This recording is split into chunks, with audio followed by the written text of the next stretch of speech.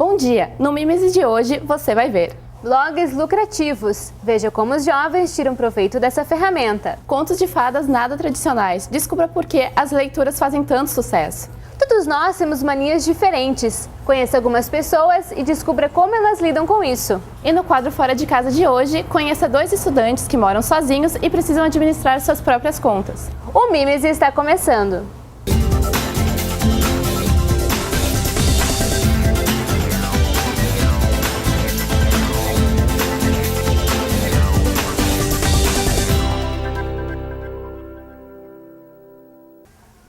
Jovens criam blogs e, além de passar o tempo em frente ao computador, conseguem obter lucros com esta ferramenta. Confira agora na reportagem de Vânia Soares. O que livros e galinhas têm em comum? Para o mundo virtual, eles possuem grandes afinidades. E se estivéssemos falando de internet, então, a sintonia é perfeita. O meu negócio é vender ovos pela internet. Algumas editoras entraram em contato para fazer uma parceria. No Brasil, são milhões de blogueiros. Assim, são chamados quem administra os blogs.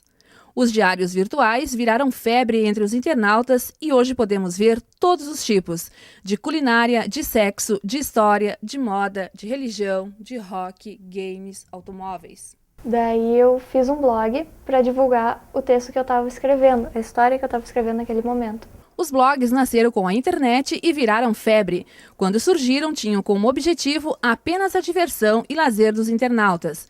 Pela facilidade de comunicação que essa ferramenta apresenta, em pouco tempo os blogs se espalharam. Angelita Borges, universitária, fala de sua inspiração em escrever um livro fictício em seu blog.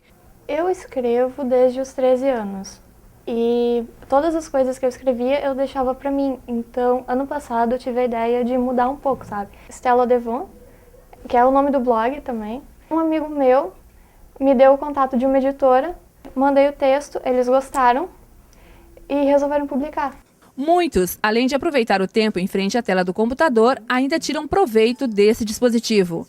Paola Severo é estudante de comunicação social e, nas horas vagas, exerce a função de blogueira. Quando o blog foi se desenvolvendo, foi ficando um pouquinho conhecido, né? E algumas editoras entraram em contato para fazer uma parceria. O blogueiro é bom porque a gente recebe essas cortesias, né? A parceria é bem grande e desse jeito eu já recebi mais de 100 exemplares, né? Dessas 2 editoras com quem eu tenho parceria do Brasil e uma dos Estados Unidos. Diogo Paz, estudante de jornalismo, se utiliza deste recurso para lucrar. Criou o blog para vender ovos de galinha de raça. Eu penso que o blog seria uma coisa que ia me acrescentar muito. Então, o blog ele não é para mim uma ferramenta de venda, ela é mais uma ferramenta de venda. O blog eu incremento as minhas vendas. De acordo com a agência RS, somente no primeiro trimestre de 2012, mais de 80 milhões de pessoas no Brasil acompanharam algum tipo de blog. Quando se fala em contos de fadas, logo vem à mente as histórias com finais felizes, conhecidas desde a infância. Mas as releituras desses contos podem mudar o rumo dessas histórias. Afinal, qual faz mais sucesso, a original ou a moderna? Confira na reportagem de Luísa Adorno. Era uma vez a magia dos contos de fadas. Era uma vez a inovação desses contos nas releituras. Muitas histórias surgiram no folclore europeu em épocas medievais e, com o tempo, se tornaram o que conhecemos desde a infância. Chapeuzinho Vermelho, Cinderela, A Bela e a Fera e Branca de Neve. A Garota da Capa Vermelha, A Nova Cinderela, A Fera e Branca de Neve e o Caçador.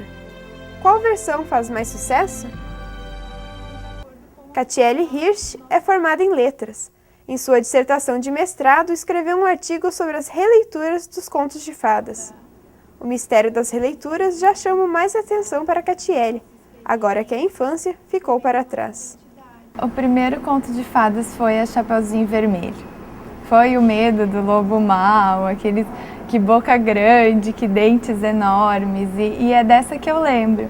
E foi interessante porque o primeiro conto de fadas, nesse aspecto da releitura que eu assisti, foi o filme A Garota da Capa Vermelha. E foi aí que tudo começou, então, essa paixão que deu origem a um trabalho. A gente adapta a história para o nosso tempo. Todo mundo, quando conta uma história, não conta ela exatamente como aconteceu, leva ela para o lado da sua própria interpretação. Diferente de Catiele, Jéssica Granada prefere os contos originais. A magia e a pureza dos contos de fadas fazem da estudante uma apaixonada por aquela tradicional história de Foram Felizes para Sempre.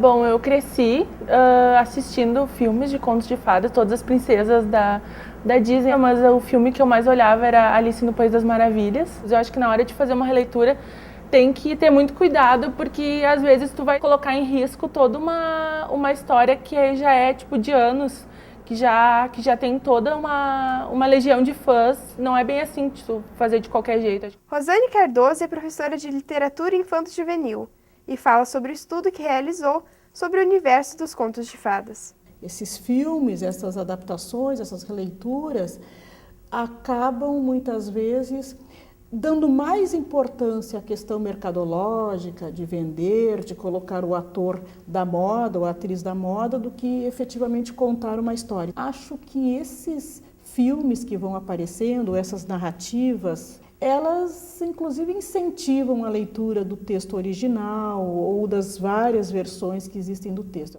Originais ou não, os contos de fadas estão por aí, nas salas de cinema, nos livros da biblioteca e na voz de quem um dia escutou a história e memorizou no coração.